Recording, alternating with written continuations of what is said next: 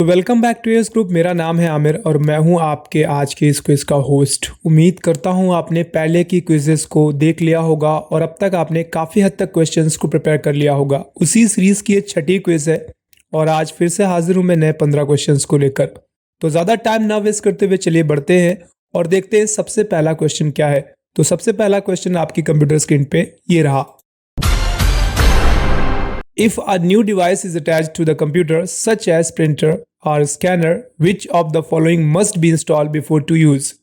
यानी अगर कोई भी डिवाइस एक्सटर्नली अटैच की जाती है, जैसे कोई प्रिंटर लगाएं या स्कैनर लगाएं, तो उसको यूज करने के लिए कंप्यूटर में पहले से क्या इंस्टॉल होना चाहिए?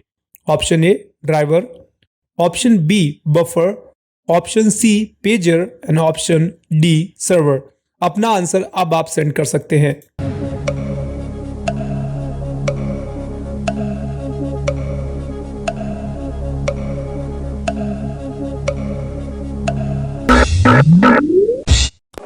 चलिए, समाप्त होने के बाद उम्मीद करता हूं आपने अब तक अपने आंसर्स को सेंड कर लिया होगा। नाउ इट्स टाइम कि आप रिजल्ट्स को जानें कि आपके द्वारा सेंड किया हुआ आंसर सही था या गलत था। तो अगर हम बात करते हैं, अगर हम कोई भी एक्सटर्नली हार्डवेयर अटैच करते हैं अपने कंप्यूटर सिस्टम में, उसको इस यूज़ करने के लिए आपको सबसे पहले उसमें ड्राइवर इंस्टॉल करना होगा।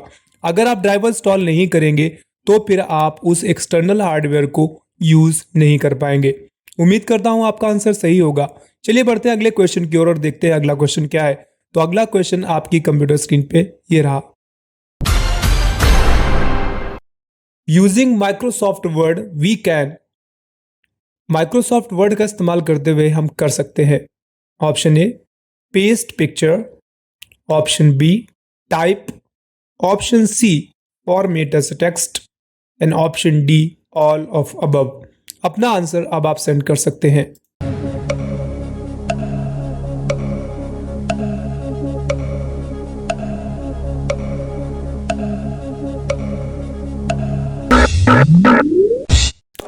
तो उम्मीद करता हूं आपने अब तक अपने आंसर्स को सेंड कर लिया होगा। नाउ इट्स टाइम कि आपके द्वारा सेंड किए हुए आंसर को वेरीफाई किया जाए। आपने जो भी आंसर सेंड किया है वो सही है या गलत है। तो अगर हम बात करते हैं एमएस वर्ड में, तो हम पिक्चर्स को पेस्ट भी कर सकते हैं, मैटर को टाइप भी कर सकते हैं और टेक्स्ट को फॉर्मेट भी करते हैं। इसका मतलब ये इसका सही आंसर है ऑल ऑफ अबव।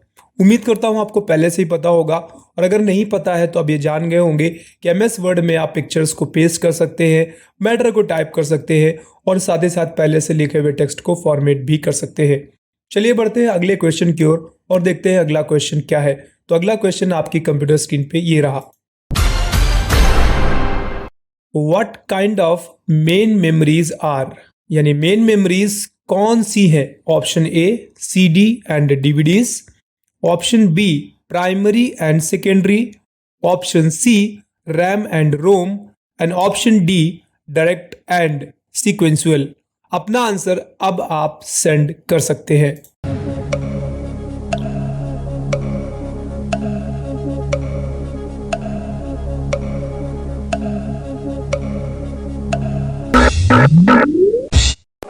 तो जैसा कि आप लोगों ने आंसर सेंड किया है, कुछ लोगों ने इसका जवाब रैम एंड रोम दिया है, कुछ लोगों ने प्राइमरी सेकेंडरी भी दिया है। चलिए अब अगर हम बात करते हैं इसका सही जवाब क्या है, तो इसका सही जवाब है रैम एंड रोम। क्योंकि अगर हम प्राइमरी एंड सेकेंडरी की बात करते हैं तो पूरे कंप्यूटर सिस्टम में मेमोरीज होती ही दो प्रकार की है, लेकिन सवाल यह था कि मेन मेमोरी कौन सी है। भले ही दो प्रकार की मेमोरीज होती हैं, लेकिन उनमें मेन मेमोरी रैम एंड रोम यानी प्राइमरी मेमोरी ही कहलाती है। तो उम्मीद करता हूं आपको अब इसका जवाब पता चल गया होगा। अगली बार से आपसे गलती नहीं होगी। चलिए बढ़ते हैं अगले क्वेश्चन की ओर और देखते हैं अगला क्वेश्चन क्या है। तो अगला क्वेश्चन आपकी कंप्यूटर स्क्रीन पे ये रहा। RAM is also called, RAM को कहते हैं option A volatile memory, option B virtual memory, option C non volatile memory and option D cache memory. अपना जवाब अब आप सेंड कर सकते हैं।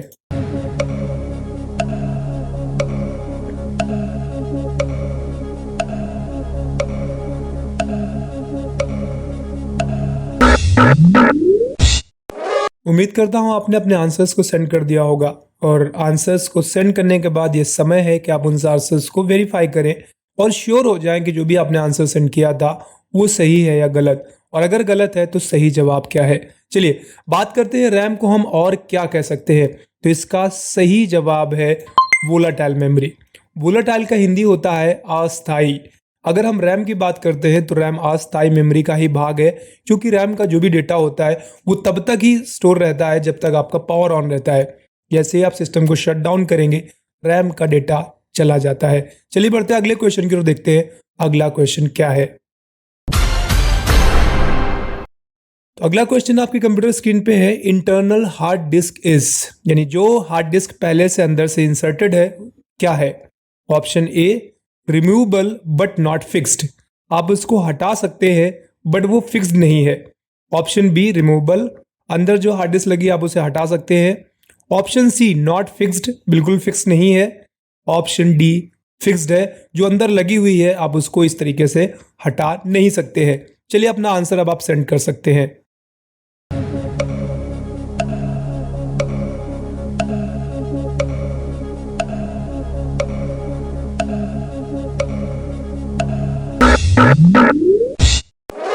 उम्मीद करता हूं आपने अपने आंसर्स को सेंड कर दिया होगा।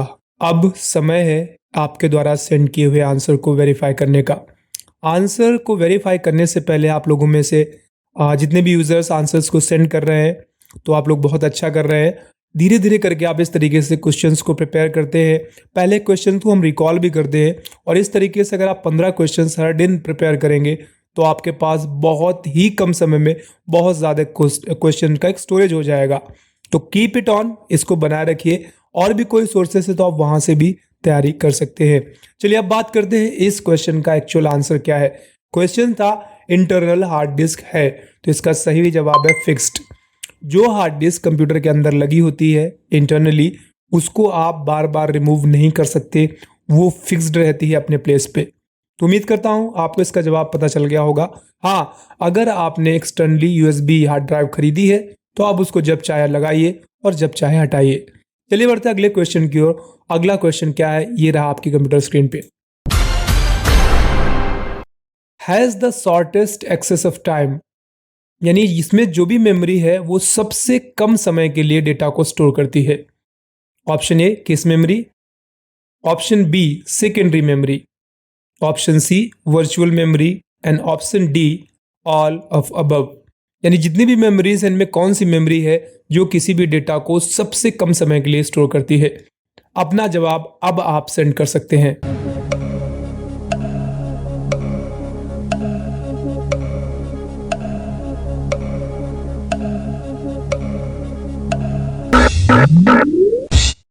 तो उम्मीद करता हूं आपने अब तक अपना जवाब भेज दिया होगा, सेंड कर दिया होगा और काफ़ी हद तक कंफ्यूज भी होंगे, क्योंकि यहाँ पर जो भी मेमोरीज लिखी हैं थोड़ी बहुत कंफ्यूजन क्रिएट करती हैं। चलिए कंफ्यूजन को दूर करते हैं। क्वेश्चन था सा कौन सी मेमोरी सबसे कम समय के लिए डेटा को स्टोर करती है, और इसका सही जवाब है कैश मेमोरी। अब जिन्होंने फंडामेंटल क्लास ली है ऑफलाइन मोड पे, तो मैंने बताया था कि जो केस मेमोरी होती है एक्चुअल में वो एक प्रोसेसर का ही भाग है। प्रोसेसर के कई सारे पार्ट्स थे, जिसमें सीयू भी थे, एक था एलयू भी था, और उसी में आपका केस मेमोरी था। केस मेमोरी क्या करता है, जब भी हम कोई प्रोसेस करते हैं तो बस जब तक वो प्रोसेस होता है तब तक उसको स्टोर करता है। तो ये सबसे कम टाइम के लिए डेटा को स्टोर करता है। बाकी वो बात और है कि आप सेकेंडरी मेमोरी की बात करते हैं तो वो तो हमेशा के लिए डेटा को स्टोर कर लेता है। और बात वर्चुअल मेमोरी की कहते हैं तो ये रैम का ही एक भाग है, जितना वो पार्ट ऑपरेटिंग सिस्टम यूज कर लेता है उसको हम वर्चुअल मेमोरी कहते हैं। तो इसका सही जवाब है केस मेमोरी। चलिए बढ़ते हैं अगले क्वेश्चन की ओर। अगला क्वेश्चन आपकी कंप्यूटर स्क्रीन पे ही रहा। Program stored in ROM are called, यानी वो प्रोग्राम्स जो रीड ओनली मेमोरी में स्टोर होते हैं उनको हम क्या कहते हैं। Option A software, option B firmware, option C firmware, option D firmware. यानी तीन ऑप्शन तो 19-20 एक ही जैसे हैं, बस थोड़ा स्पेलिंग में अंतर है। पहला ऑप्शन आपका सॉफ्टवेयर का है। तो अब आप अपना जवाब सेंड कर सकते हैं कि आपके हिसाब से इसका सही जवाब क्या है।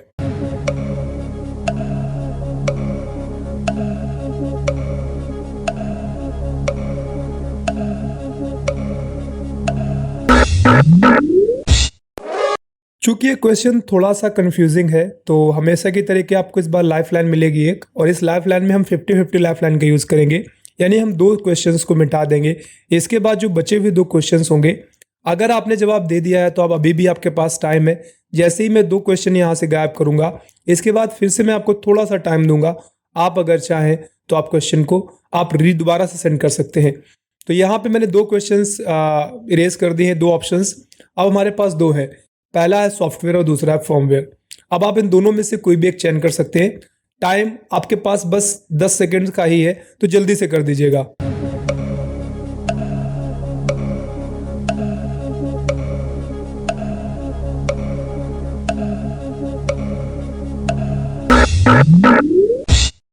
चलिए, इसका सही जवाब है फर्मवेयर। देखिए, फर्मवेयर और सॉफ्टवेयर में फ़र्क क्या है। सॉफ्टवेयर जो होते हैं वो चेंजेबल होते हैं, सॉफ्टवेयर आप डाल सकते हैं, उसको हटा भी सकते हैं।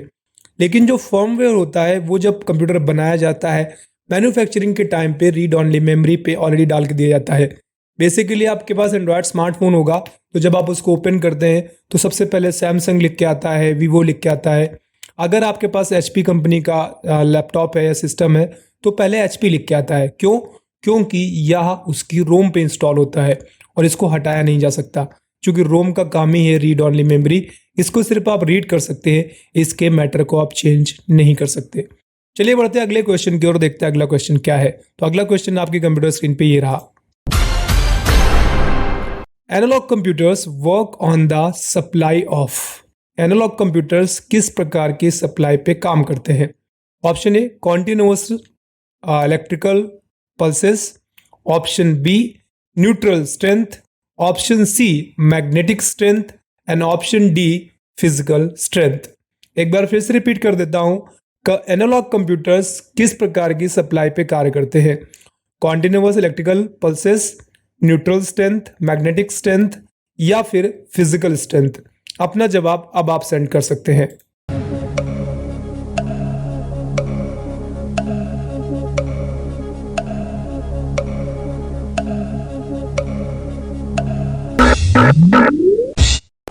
तो हो सकता है ये क्वेश्चन भी थोड़ा सा कंफ्यूजिंग रहा होगा आपके पास, लेकिन अब प्रॉब्लम ये है कि आप 50-50 लाइफलाइन का तो पहले ही यूज़ कर चुके हैं।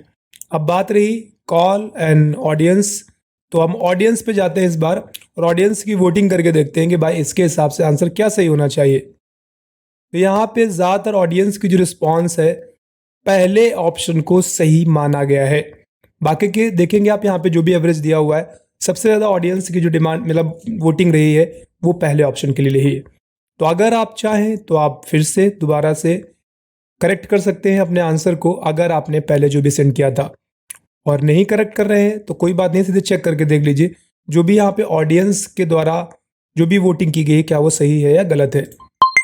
तो सही है। अगर आप ऑडियंस के साथ जाएंगे तो ऑडियंस ने जो भी वोटिंग करी है वो सही है। सच्चाई है, एनालॉग कंप्यूटर्स जो होते हैं वो कॉन्टिन्यूअस इलेक्ट्रिकल पल्सेस पे कार्य करते हैं, ना ही न्यूट्रल स्ट्रेंथ पे, ना ही मैग्नेटिक स्ट्रेंथ पे और ना ही फिजिकल स्ट्रेंथ पे। चलिए बढ़ते हैं अगले क्वेश्चन की ओर। अगला क्वेश्चन आपकी कंप्यूटर स्क्रीन पे ये रहा। To correct the spelling in MS Word we use. MS Word में अगर हमें लिखे हुए स्पेलिंग को करेक्ट करना है तो हम किसका यूज करते हैं? ऑप्शन ए स्पेल चेक का, ऑप्शन बी स्पेल प्रो का, ऑप्शन सी आउटलुक एक्सप्रेस का and option D none of these. अपना जवाब अब आप सेंड कर सकते हैं।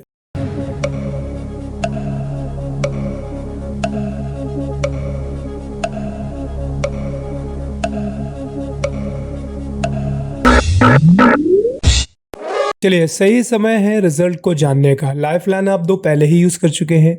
अब बचा हुआ एक है, वो आपको मिलेगा नहीं क्योंकि आप ऑलरेडी ऑनलाइन है। ठीक है, तो किसको आप फोन करेंगे? क्योंकि अगर आप हमारे सामने स्क्रीन पे बैठे होते तो मैं आपको कॉल करने की अनुमति दे देता। चलिए बढ़ते हैं। तो जैसे कि मैंने आपसे कहा था, इसका सही जवाब होगा स्पेल चेक। चलिए बढ़ते हैं अगले क्वेश्चन की। अगला क्वेश्चन क्या है? The background of any word document, यानी जब भी हम कोई एमएस वर्ड डॉक्यूमेंट बनाते हैं तो उसका हमेशा बैकग्राउंड रहता है। Option A is the colour you preset, यानी कलर जो पहले से आप सेट करेंगे वो। Is always same in the entire document, जो भी डॉक्यूमेंट होता है अगर उसमें 50 पेज है तो 50 पेज का कलर एक जैसा रहेगा। ऑप्शन सी ऑलवेज व्हाइट, हमेशा व्हाइट ही रहता है।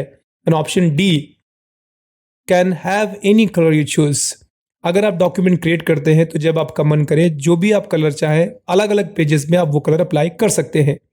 अपना आंसर अब आप सेंड कर सकते हैं।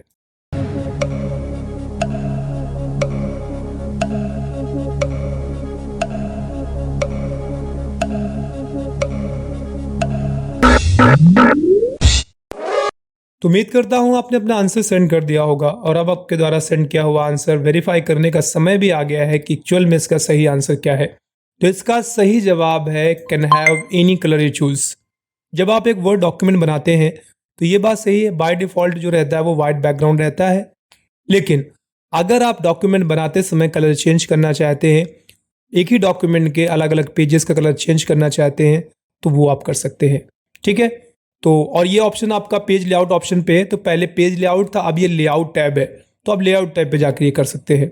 उम्मीद करता हूँ आपका जवाब सही होगा। अगर सही नहीं है तो अब आपको पता चल गया होगा, दोबारा से सही रहेगा। चलिए बढ़ते हैं अगले क्वेश्चन की ओर। अगला क्वेश्चन आपकी कंप्यूटर स्क्रीन पे ये रहा। Text in A column is generally aligned, यानी जब भी हम किसी टेक्स्ट को मल्टीपल कॉलम में डिवाइड करते हैं, अगर आप MS वर्ड यूज कर चुके हैं तो आपको पता होगा पेज लेआउट टैब पे या लेआउट टैब पे टेक्स्ट को मल्टीपल कॉलम्स में डिवाइड करने का ऑप्शन होता है। अब सवाल ये है कि वो जो मल्टीपल कॉलम्स में डिवाइड करने का ऑप्शन होता है, अगर हम डिवाइड करते हैं तो डिवाइड किए हुए टेक्स्ट का अलाइन क्या रहेगा। Option A justified, option B right alignment, option C centre alignment and option D left alignment. अपना जवाब अब आप सेंड कर सकते हैं।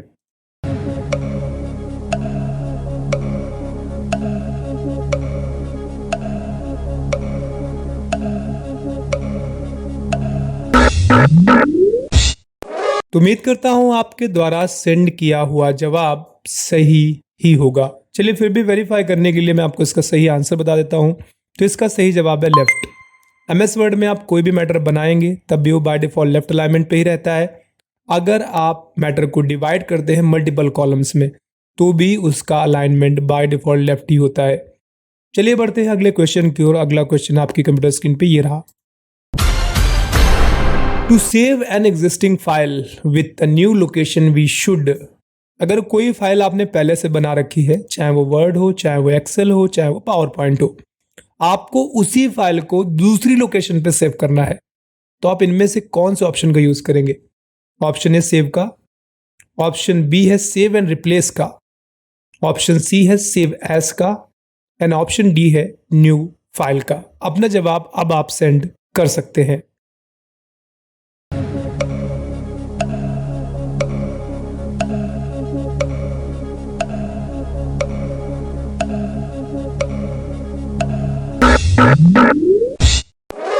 उम्मीद करता हूं आपने जो भी जवाब दिया है वो सही ही होगा, बट इट्स टाइम कि आप उसके द्वारा जो भी आपने जवाब सेंड किया है उसको आप वेरीफाई करें और चेक करें कि आपने जो भी जवाब दिया था वो सही है या नहीं। तो इसका सही जवाब है सेव एज। देखिए, जब भी एक फाइल को आप पहली बार सेव करते हैं तो सेव ऑप्शन का यूज करते हैं। अगर आप उसी को दूसरी लोकेशन पे सेव करना चाहते हैं, पहली लोकेशन वाली फाइल से छेड़छाड़ नहीं करना चाहते, तो आप उसके लिए सेव एज का ही यूज करते हैं। ठीक है, सेव एंड रिप्लेस करेंगे तो पहले वाले फाइल के ऊपर ही ओवरराइट हो जाएगा फिर से। चलिए बढ़ते हैं अगले क्वेश्चन की ओर। अगला क्वेश्चन आपकी कंप्यूटर स्क्रीन पे ये रहा। प्रॉफिट इज इक्वल्स टू, अब ये अकाउंटिंग का सवाल है। कहते हैं प्रॉफिट किसके बराबर होता है। ऑप्शन ए, जो भी आपके पास पैसा रिसीव हुआ है उसको आप एक्सपेंसेस से घटा दें, इसके बराबर, यानी रिसिप्ट्स माइनस एक्सपेंचर्स। ऑप्शन बी है, जितनी आपके पास इनकम हुई है अब तक, अगर आप उसको पहले के खर्चों को घटा दें तो आपका प्रॉफिट निकल आएगा। ऑप्शन सी है इनफ्लोज एंड आउटफ्लोज, जो भी आपके पास माल आ रहा है, जो भी माल जा रहा है, अगर आप उसको घटाएंगे तो निकल आएगा। ऑप्शन डी है एक्सपेंसेस के बराबर होता है। तो अब आप अपना जवाब सेंड कर सकते हैं। आपका टाइम अब स्टार्ट होता है।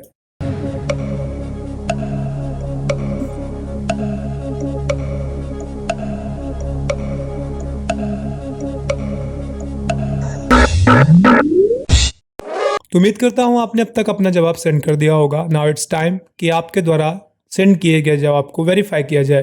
तो इसका सही जवाब है इनकम माइनस एक्सपेंसेस। जितना भी आपने ग्रॉस इनकम कमाया है, ग्रॉस प्रॉफिट कमाया है, अगर आप उसमें एक्सपेंसेस को घटा देंगे तो आपका प्रॉफिट निकल आ जाएगा।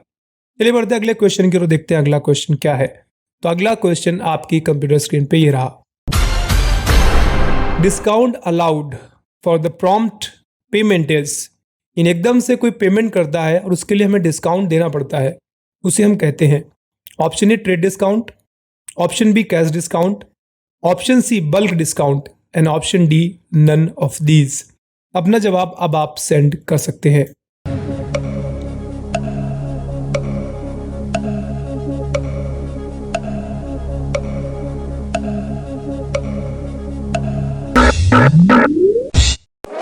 तो उम्मीद करता हूं आपने जो भी जवाब दिया होगा वो सही ही होगा, पर आप फिर भी वेरीफाई कर ले। तो ये क्वेश्चंस अकाउंटिंग के हैं, तो हो सकता है आपने ना पढ़े हों, कुछ अकाउंटिंग के छात्र होंगे तो उन्होंने पढ़ रखा होगा। तो इसका सही जवाब है कैश डिस्काउंट। देखिए, जब भी आपको पेमेंट मिले और पेमेंट की वजह से आपको डिस्काउंट देना पड़े तो वो कैश डिस्काउंट में ही आता है। जबकि बात हम ट्रेड डिस्काउंट की करते हैं, तो जब आप माल बेचते हैं, बेचते समय जो भी बार्गेनिंग होती है उसे हम कहते हैं ट्रेड डिस्काउंट। और ट्रेड डिस्काउंट का ही एक और नाम भी है जिसको हम कहते हैं बल्क डिस्काउंट। तो ये दोनों तो एक ही हैं, ये दोनों नहीं आएंगे। क्यों? क्योंकि यहाँ पे पेमेंट रिसीव करते समय बात की गई है, लिखा हुआ है प्रॉम्प्ट पेमेंट। इसका मतलब ये डिस्काउंट, ये वाले दोनों तो नहीं आएंगे। तो ऑप्शन किसका क्या सही होगा? Cash discount. उम्मीद करता हूँ आपको समझ आ गया होगा, और अगर आपने सही जवाब दिया था तो कॉन्ग्रेचुलेशंस। चलिए बढ़ते हैं अगले क्वेश्चन की ओर। Double entry system was developed by, double entry system जो कि अकाउंटिंग में आजकल बहुत यूज की जाती है, जिसमें बाई और टी दोनों ही आते हैं, इसे एक्चुअल में डेवलप किसने किया था? ऑप्शन ए स्टीवनसन ने, ऑप्शन बी विल्सन ने, ऑप्शन सी ल्यूका पिचियोली ने एंड ऑप्शन डी चर्चिल ने। अपना जवाब अब आप सेंड कर सकते हैं।